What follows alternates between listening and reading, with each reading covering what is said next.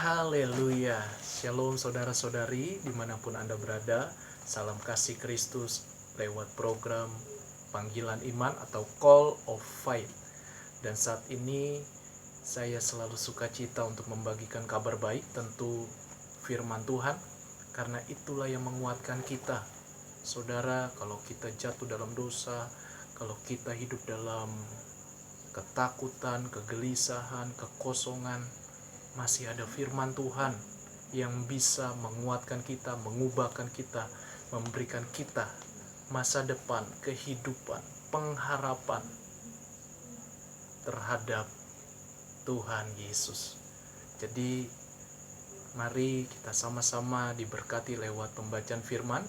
Dan tema yang saya bagikan adalah, sudahkah kamu lihat segala yang dilakukan Tuhan di balik kehidupan yang berat? Tidak ada di dunia ini yang tidak mengalami pergumulan atau rintangan hidup yang berat. Pasti semua mengalaminya. Tetapi kita bisa berbeda-beda masalah yang kita hadapi, namun hanya satu juru selamat kita adalah Tuhan Yesus Kristus.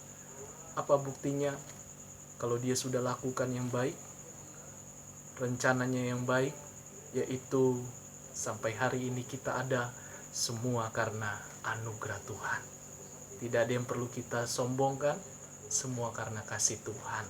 Dia sudah menyelamatkan kita, menebus dosa kita, bukan dengan usaha, amal, perbuatan atau kesalehan, tetapi semua karena Tuhan telah memilih kita, mengasihi kita, dan membuat hidup kita menjadi berharga. Jadi saudara, sebelum kita mendengar renungan, terlebih dahulu kita mau berdoa. Terima kasih Tuhan Yesus, biarlah firman-Mu yang menguatkan kami, yang menuntun kami, yang memberikan kami pengharapan. Dalam nama Yesus, urapi hamba-Mu, biarlah semua hanya untuk kemuliaan Tuhan Yesus saja. Terpuji nama-Mu yang mendengar dengan setia firman Tuhan, pasti diberkati, ditolong Tuhan, dipulihkan Tuhan kehidupannya. Apapun persoalan mereka, Tuhan selalu buka jalan. Dalam nama Yesus, haleluya, amin. Mari kita buka kitab kita dalam kitab Ulangan pasal 29, ayat yang ke-2 sampai yang ke-6. Saya bacakan. Musa memanggil seluruh orang Israel berkumpul lalu berkata kepada mereka, sudah kamu lihat segala yang dilakukan Tuhan di tanah Mesir, di depan matamu terhadap Firaun dan terhadap semua pegawainya dan terhadap seluruh negerinya. Tuhan membuktikan keselamatan bagi umatnya, bagi nabinya yaitu Nabi Musa sendiri yang memimpin bangsa Israel menuju tanah Kanaan, namun mereka mengalami perbudakan oleh Raja Firaun, raja yang bebal, yang keras hati, tidak percaya, tidak mau hidup untuk Tuhan. Dan Tuhan menyelamatkan umatnya, yaitu dengan cara tiang awan pada siang hari dan tiang api pada malam hari. Tuhan selalu melindungi umatnya, sehingga umatnya bisa melarikan diri dari serangan musuh, dari segala bahaya.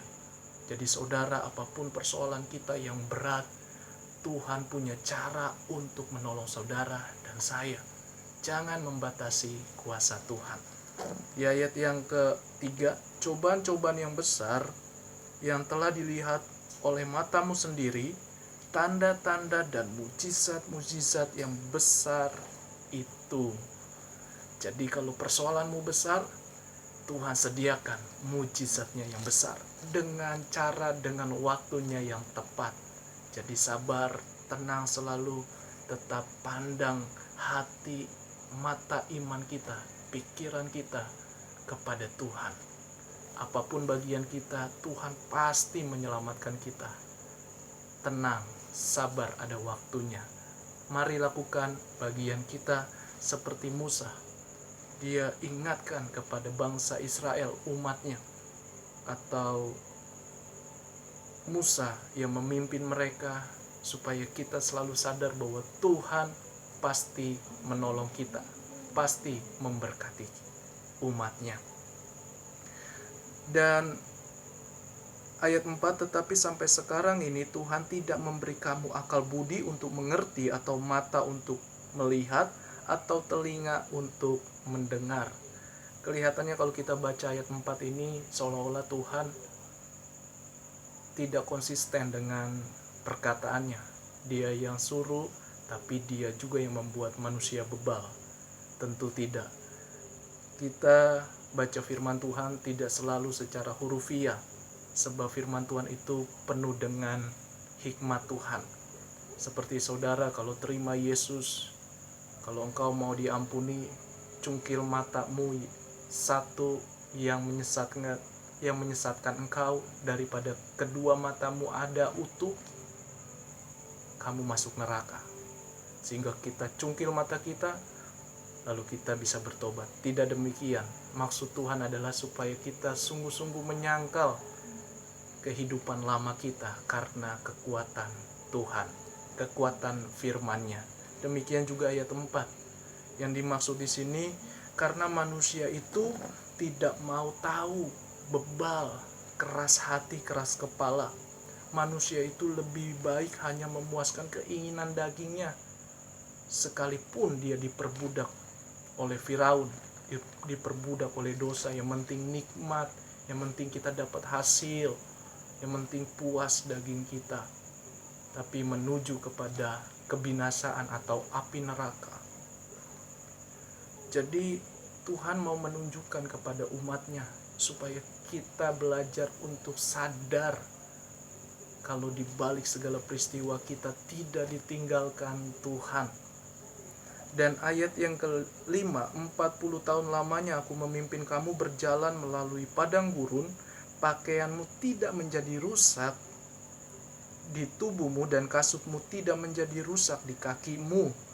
Roti tidak kamu makan, anggur atau minuman yang memabukkan tidak kamu minum, supaya kamu tahu bahwa akulah Tuhan Allahmu.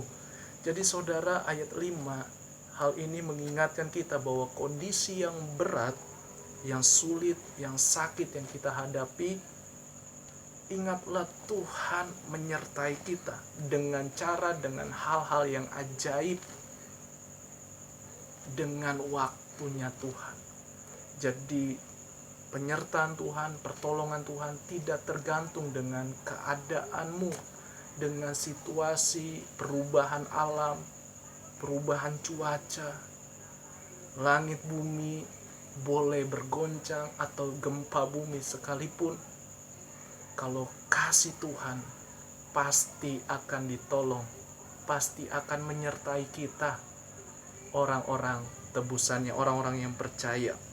Bayangkan 40 tahun tidak rusak. Saudara beli di Amerika, di negara lain pun, sekalipun harganya puluhan juta, bahkan miliaran sekalipun, buatan pakaian, buatan sepatu atau kasut, tidak ada yang bisa tahan 40 tahun. Tapi umat Israel, pakaiannya dan sepatunya atau kasutnya tidak rusak 40 tahun. Padahal sudah menghadapi panas, sudah menghadapi gelombang, cuaca yang lainnya. Tapi Tuhan bisa menunjukkan hal luar saja Tuhan perhatikan, Tuhan lengkapi, apalagi hal dalam kehidupan kita. Tuhan pasti tolong. Jadi saudara, sudahkah kamu lihat segala perbuatan Tuhan? Jadi jangan selalu bersungut-sungut, ingatlah yang lalu Tuhan sudah menyelamatkan kita. Kalau Tuhan sudah menyelamatkan kita yang lalu, Tuhan menyelamatkan kita hari ini sampai selama-lamanya, sampai keturunan kita kelak nanti. Jadi ada 3 poin yang kita perlu terapkan. Yang pertama adalah Tuhan berfirman pasti terjadi dan tak ada yang membatalkannya.